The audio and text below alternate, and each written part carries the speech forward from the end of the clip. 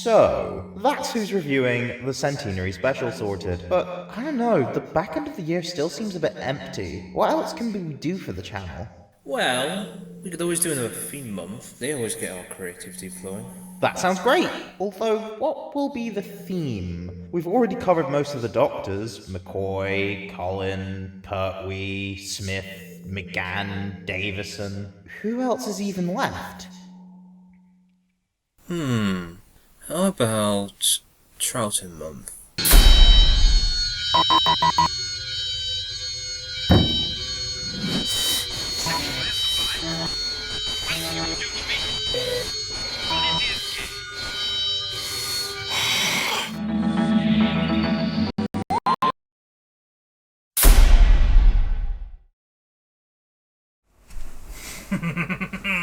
Troughton month is mine. I'm going to rule this month with an iron fist.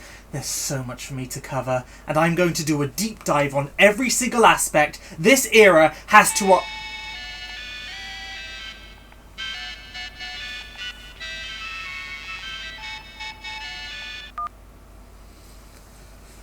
Hello? Hey Will, I know you're excited about your favourite Doctor having his own dedicated month, but try to avoid talking about everything, because the rest of us want topics for our videos too. But second Doctor based!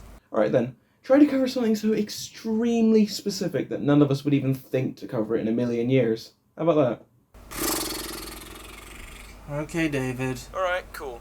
Also, we should do an Overlooked Writers collab sometime.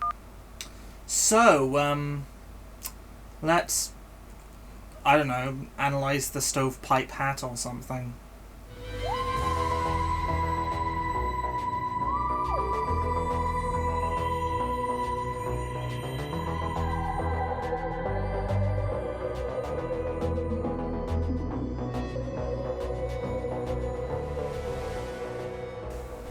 So, in case you can't tell, I'm a pretty big fan of the Second Doctor's clothing.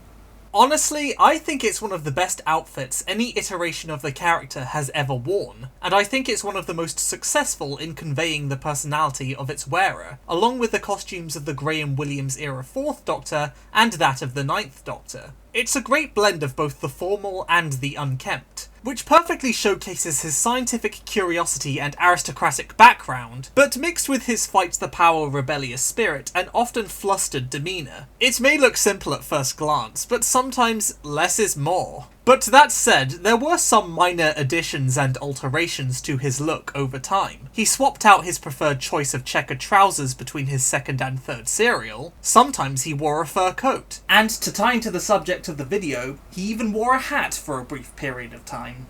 Yeah, it was early days for the new Doctor, and they were trying to work out how exactly they wanted him to behave. So naturally, some early quirks he exhibited kinda fell by the wayside as his tenure went on, one of them being his enthusiasm for hats. I would like a hat like that. Yeah, I'm kinda glad this was dropped. I mean, it's kinda funny, but it also feels a little bit forced for a quirk.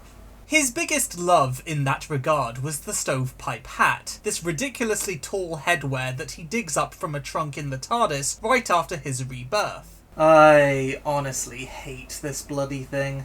I don't think it really complements the otherwise brilliant look of the Second Doctor whatsoever, and as its own standalone item of clothing, I find it kinda hideous. If 2 is gonna wear a hat, it should be that tea cozy from Fury from the Deep, thank you very much. But either way, the Stovepipe hat makes its debut in The Power of the Daleks, and it appears intermittently throughout the rest of the adventure. Alas, all episodes of The Power of the Daleks remain missing from the BBC archives, and although a couple minutes of footage do survive thanks to a variety of sources, there's only one extremely brief clip involving the Stovepipe hat specifically that survives. That said, if you want to see it in some form of action, then the animated version of The Power of the Daleks is here for your hat-trick Troughton needs.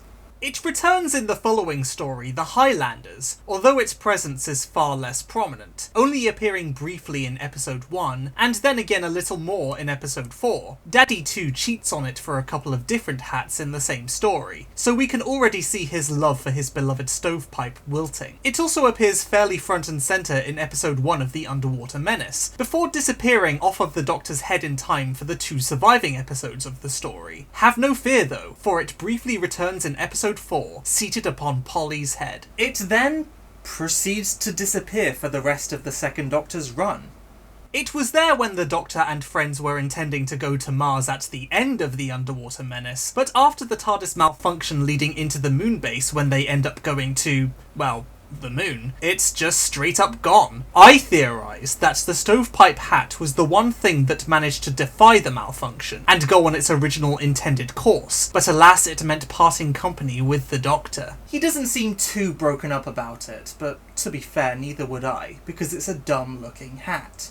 Though, if you count the Skyray Lolly advert as canon, which to be fair you should upon pain of death, then you can see he went back for the hat and came upon a Dalek base in the process. Or not, whatever. Later down the line, it does make a tiny background appearance in The Curse of Fatal Death, and the 13th Doctor wears something like it in The Witchfinders, and yeah, that's it. Unless you count 60s comics no one remembers. And yeah, that's the history of the Second Doctor's Stovepipe hat.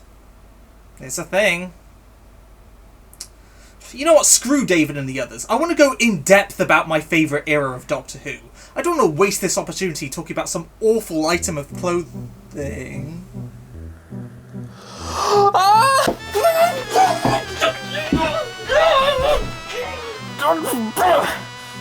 Get off me!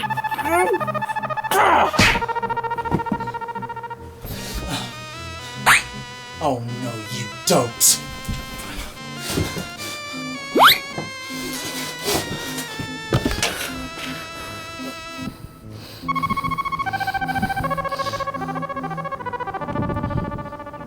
I like drawing pins.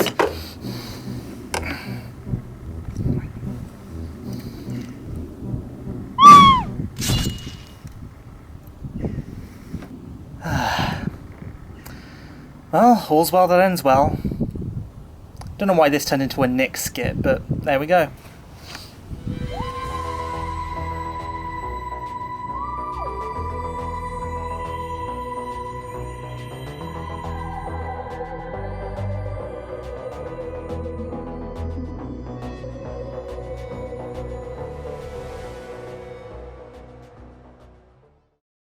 Trying to focus on something so extremely Pacific, like the fucking ocean.